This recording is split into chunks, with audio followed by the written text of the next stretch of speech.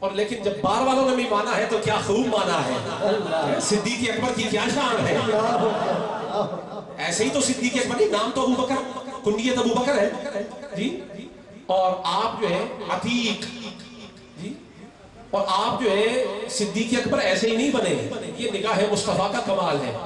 کسی پر نگاہ جمائی تو صدیق نہیں صدیق اکبر بنا دیا، اور کسی پر نگاہ محبت کو جمایا تو فاروق اعظم بنا دیا، اور کسی کو حیا کا تاجدار بنا دیا، اور کسی کو حیدر کرار بنا دیا، ولیوں کا امام بنا دیا.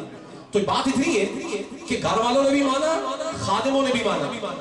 اب حضور کے خادم ہیں، ان سے حضور نے کہا کہ کیا تیری کوئی حاجت ہے؟ کیا تیری کوئی، بولیے، کیا تیری کوئی حاجت ہے؟ قال حتى كان ذات يوم فقال يا رسول الله صلی اللہ علیہ وسلم حاجتی. حتیٰ کہ وہ کہتے ہیں کہ ایک دن آیا، میں نے حضور سے عرض کیا حضور میری ایک حاجت ہے. تو قال حضور نے فرمایا وما حاجتک، تیری حاجت کیا ہے؟ قال حاجتی ان تشفع لی یوم القیامہ. حضور میری حاجت صرف اتنی ہے کہ قیامت کو میری شفاعت فرما دے. قال ومن دلک علی ھذا، سنیے یہ بات اب غور کرنے کے لائق ہے. حضور فرما رہے ہیں من دلکا، من دلکا، بولیے، علی ھذا. یہ حضور فرما رہے ہیں، مانگا کیا کہ حضور میری شفاعت کر دے. اور حضور نے ان سے پوچھا کہ تو یہ تو بتانا تجھے اس باب میں رہنمائی کس نے کی ہے کہ مجھے تیری شفاعت کرنی چاہیے. اب حضور کے خادم ہے، گھر والوں کا حال سنیں خادم کا. قال ربی، حضور مجھے میرے رب نے بتایا ہے، مجھے میرے وہی بات. کیا شان ہے محبت خدا و مصطفیٰ کی. خدا مصطفیٰ کی طرف بلاتا ہے، مصطفیٰ خدا کی طرف بلاتے ہیں. گھر کا خادم ہے. حضور نے پوچھا تجھے کس نے بتایا کہ میں نے تیری شفاعت کرنی ہے؟ خادم بتا رہا ہے. یہ تو مصطفیٰ کے خادموں کی شان ہے کہ ان کی رہنمائی خدا کیا کرتا ہے. قال ربی، مجھے میرے رب نے بتایا ہے. اب یہاں تک بات پوری ہوئی، اور اس کو محدث حیثمی نے اس کو لکھا ہے کہ رجالہ رجال صحیح، اس کے رجال صحیح ہے، یعنی حدیث صحیح ہے. یہ آپ تک میں نے بات پیش کر دی. اب بات اتنی ہے کہ حضور پاک صلی اللہ علیہ وسلم، آخری بات کر رہا ہوں کیونکہ وقت بہت کم ہے، نعت خانوں کا ہجوم ہے. میں نے نثر میں پیش کرنا ہے اور نظر میں پیش کرنا ہے، تو آخری بات میں کر رہا ہوں. میرے پاس خطاب میں چونکہ بہت حضور کی حدیث لے کے آیا تھا، میرا طلب تو یہ تھی کہ میں بہت زیادہ بیان کروں گا، لیکن چونکہ ایک دوسرے علاقے میں ابھی 1 بجے خطاب وہاں بھی ہے، تو کوشش یہ ہے کہ ہر علاقے میں مصطفیٰ کے نور کے مینارے لگاتے جائیں، سبحان اللہ، تاکہ ان کی روشنی جو ہے نا وہ تابانی اور ضیاء پاشی کرتی رہے اور عاشقوں کے دل منور اور تابہ رہے. تو حضور کی حدیث، حضور پاک صلی اللہ علیہ وسلم، دیکھیے نا حضور وسیلہ ہے. حضور کیا دیتے ہیں کیا نہیں دیتے یہ بہت دور کی بات ہے، بہت دور کی بات ہے. ایک آپ کو بڑی قیمتی حدیث شریف سنا رہا ہوں، اور اس کو اپنے عشق کے دامن سے باندھ لیں، اور اس گرہ کو کھولنا نہیں ہے. جب تک یہ حدیث شریف آپ کے عشق اور ادب کے دامن سے بندھی رہے گی، میں گارنٹی دیتا ہوں کملی والا آپ سے راضی رہے گا. سبحان اللہ، گارنٹی. اور آپ کو ان کے وسیلے سے فائدہ ملتا رہے گا. حضرت ابو سعید خدری، حضور کے صحابی، عن ابی سعید الخدری قال قال رسول اللہ صلی اللہ علیہ وسلم من خرج من بيته الى الصلاه فقال اللهم اني اسالك بحق السائلين عليك واسالك بحق ممشاي هذا فاني لم اخرج اشرا ولا بطرا ولا رياء ولا سمعه وخرجت اتقاء سخطك وابتغاء مرضاتك فاسالك ان تعيذني من النار وان تغفر لي ذنوبي فانه لا يغفر الذنوب الا انت فاقبل الله عليه. حضرت ابو سعید خدری فرما رہے ہیں کہ ایک نمازی، حضور نے فرمایا کہ ایک نمازی جو نماز پڑھنے کے لیے گھر سے نکلا اور اس نے دعا مانگی، فقال اللہم انی اسألک بحق السائلین علیک، اے اللہ میں تجھ سے تیرے سوال کرنے والوں کے وسیلے سے دعا کر رہا ہوں. میں تجھ سے تیرے سوال کرنے والوں کے وسیلے سے دعا کر رہا ہوں. آپ مجھے بتائیں اللہ سے سوال کون کون کرتا ہے؟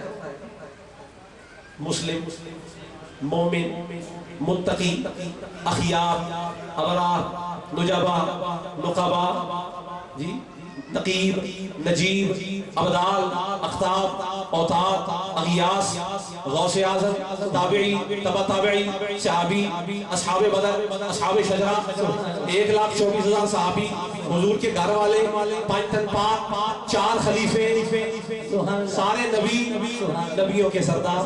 سبحان اللہ سبحان اللہ. یہ سارے دعا کرتے ہیں کہ نہیں کرتے؟ کرتے ہیں. تو اگر کسی نے یہ کہہ دیا کہ اللہم انی اسألک بحق السائلین علیک، اے اللہ میں تجھ سے سوال کرتا ہوں، میں تجھ سے مانگتا ہوں تیرے سوال کرنے والوں کے وسیلے سے، تو اس میں کون کون آ گیا؟ کہو نبیوں سے لے کے عام مومن تک آ گیا. تو معلوم یہ ہوا نبی کا وسیلہ تو دور کی بات ہے، عام مومن کا وسیلہ مانگنا قرآن حضور کی حدیث سے ثابت ہے. سبحان اللہ. بے شک. آگے چلیے. اب یہاں تو حادی ہو گئی. فرمایا وَأَسْأَلُكَ بِحَقِّ مَمْشَاءِ هَذَا، اے اللہ میں تجھ سے سوال کرتا ہوں اپنے ان قدموں کے وسیلے سے جن پر چل کر میں تیری عبادت کے لیے آیا ہوں. ممشاء، میں اپنے ان قدموں کے وسیلے سے دعا مانگ رہا ہوں تجھ سے جن پر چل کر میں تیری دعا تیری عبادت کے لیے آ رہا ہوں. تو تم مصطفیٰ کے وسیلے پر اعتراض کرتے ہو. مصطفیٰ کا وسیلہ تو دور کی بات ہے، مومن تو وہ ہوتا ہے، حدیث بتا رہی ہے کہ جب اللہ کی بارگاہ میں نماز پڑھنے کے لیے نکلے اپنے گھر سے اور دعا کرے کہ اللہ میں تیرے سوال کرنے والوں کے وسیلے سے دعا مانگتا ہوں، اپنے ان پیروں کے صدقے سے، ان پیروں کے وسیلے سے دعا مانگتا ہوں. تو ہوتا کیا ہے؟ فَأَقْبَلَ اللَّهُ عَلَيْهِ، اللہ تعالیٰ اس کی اس دعا کو قبول فرماتا ہے. اور وَاسْتَغْفَرَ لَهُ 70,000 مَلَكٍ، اور اللہ تعالیٰ 70,000 فرشتے اس کے لیے مقرر فرما دیتا ہے جو قیامت تک کے لیے اس کی بخشش کی دعا مانگتے رہتے ہیں.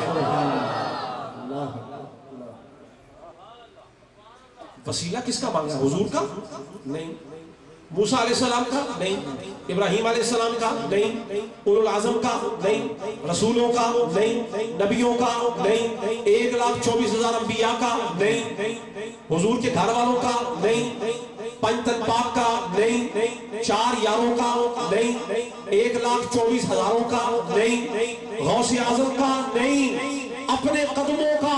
کہا مولا میں تیری نماز کو چلا ہوں، اپنے پیروں کا وسیلہ تیری بارگاہ میں پیش کرتا ہوں جن پر چل کر جا رہا ہوں. تو رب تعالیٰ 70,000 فرشتے دعا کے لیے مقرر کر دے. مومن اور مصطفیٰ کے غلام کے پیروں کے وسیلے کی یہ برکت ہے تو مصطفیٰ کی عظمت کیا ہوگی؟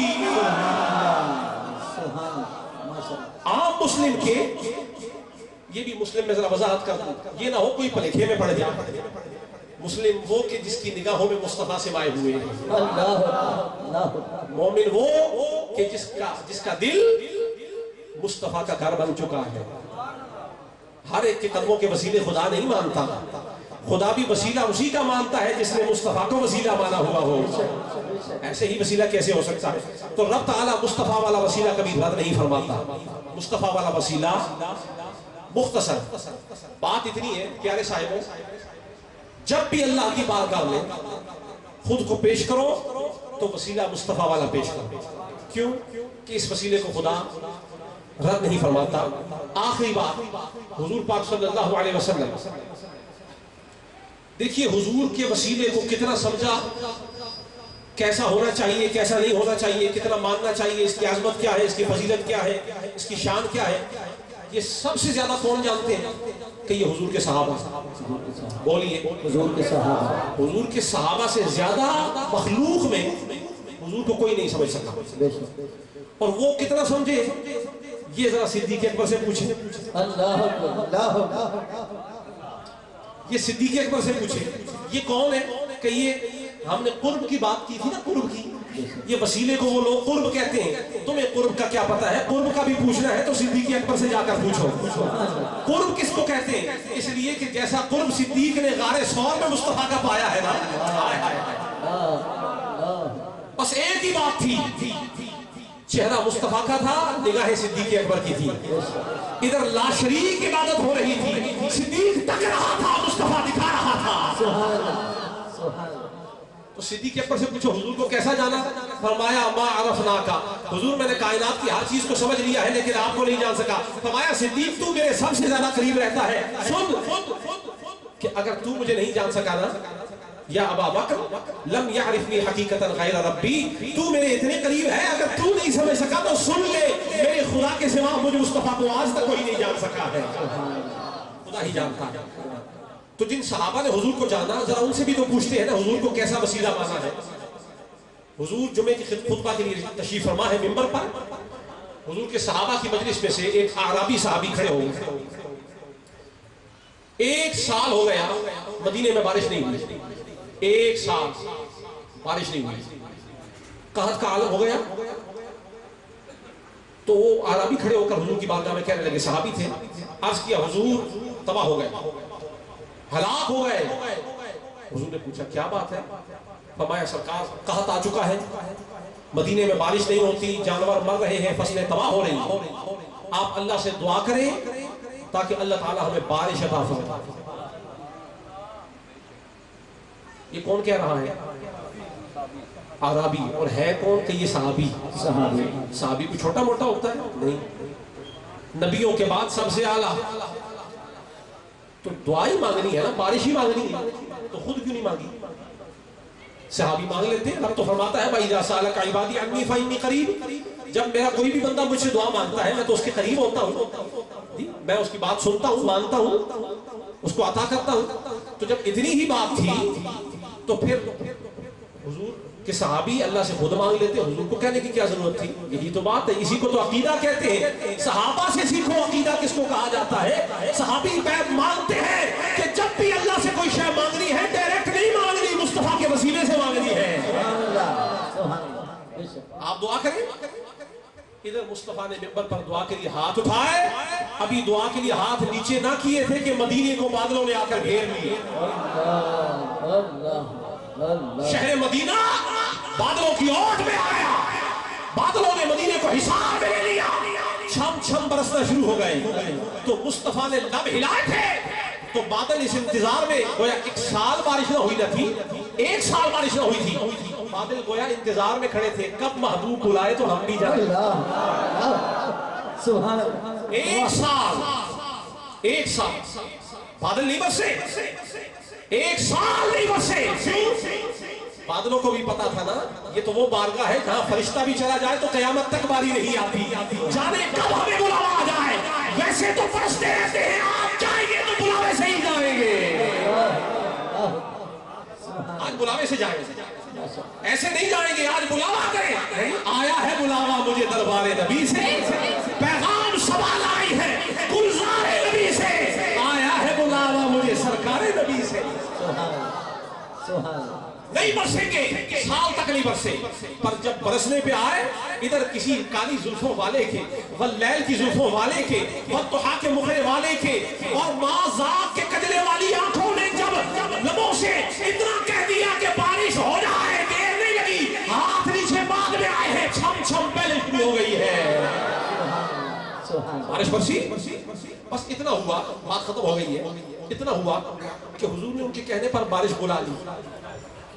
اس جمعہ پر بارش بلا لی، بخاری شریف کے اندر یہ چیز موجود ہے، بخاری شریف کی میرے پاس حوالے موجود ہیں، اگر کسی کو چاہیے ہو تو انشاءاللہ میں حوالہ دینے کے لیے تیار ہوں۔ یہ بارش نہ ہو تو بھی مصطفیٰ کارگر، اور اگر دل پر ایمان والی بارش نہ ہو تو بھی بارگاہ مصطفیٰ میں جانا پڑتا ہے، وہاں بھی نور والی بارش برستی ہے، پر نہیں برستی جب تک مدینے والا راضی نہ ہو جائے، تب برسا کرتی۔ تو ہوا کیا، دعا مانگی تو بارش آ گئی، لیکن سرکار آنے کی دعا مانگ لی، واپس جانے کی نہیں مانگی۔ تشریف لے گئے، 1 ہفتہ پورا گزر گیا۔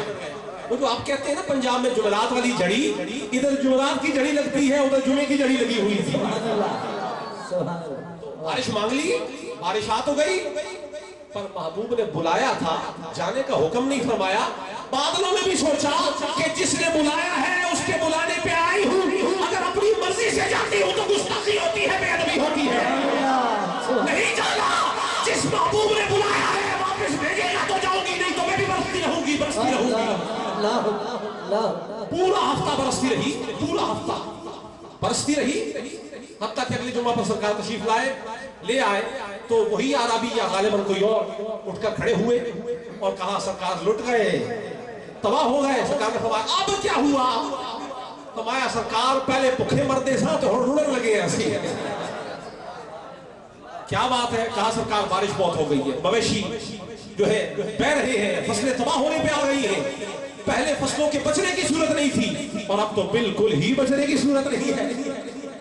تو فرمایا اچھا. پھر حضور نے دعا کے لیے ہاتھ اٹھائے، فرمایا حوالینا ولا علینا. فرمایا بادلو میرے بلانے پہ آئے ہو تو جاؤ پھر آج کے بعد مدینے سے باہر برسو، مدینے میں نہیں برسنا. حضرت عباس حضور کے چچا فرماتے ہیں میں نے اپنی آنکھوں سے دیکھا جہاں تک مدینے کی حد تھی وہاں تک بارش نہیں تھی. جہاں سے مدینے کا غیر شروع ہو رہا تھا دوسرا بلاد شروع ہو رہا تھا، ہم دیکھ رہے تھے کہ بارش اس علاقے میں برس رہی تھی. تو وسیلہ ایسا ہو کہ بارش بلائے تو آ جائے، بارش کو بھگائے تو بارش چلی جائے. چاہے تو مدینے میں برسوائے چاہے تو مدینے سے باہر برسوائے. اور واہ کیا شان ہے کہ بارش تو خدا دیتا ہے نا. اس خدا نے بھی جب مصطفیٰ نے ہاتھ اٹھائے بارش آ گئی تو خدا نے بھی بارش کو نہیں روکا. کیوں کہ خدا بھی انتظار کر رہا تھا کہ جس نے بلائی ہے آج وہی محبوب روکے گا تو ہم روکیں گے. آج مصطفیٰ کے وسیلے کو سکھانا ہے، آج مصطفیٰ کا وسیلہ بتانا ہے. لوگوں جو بارش اس وقت مصطفیٰ کے وسیلے سے برستی تھی وہ آج بھی برس سکتی ہے اگر تمہارا عقیدہ کملی والے کے ساتھ پکا ہو جائے. دعا ہے کہ اللہ تعالیٰ مجھے بھی اور آپ کو بھی مصطفیٰ سے کامل تعلق رکھنے کی توفیق عطا فرمائے اور ہمیں بھی اور ہماری 70 پشتوں کو مصطفیٰ کے دیوانوں اور عاشقوں میں اللہ تعالیٰ دائم رکھے. وما توفیقی الا باللہ علیہ توکلت و الیہ انیب. آپ حضرات تھوڑا سا ذکر کریں گے اور اس کے بعد پھر میں آپ سے اجازت چاہوں گا.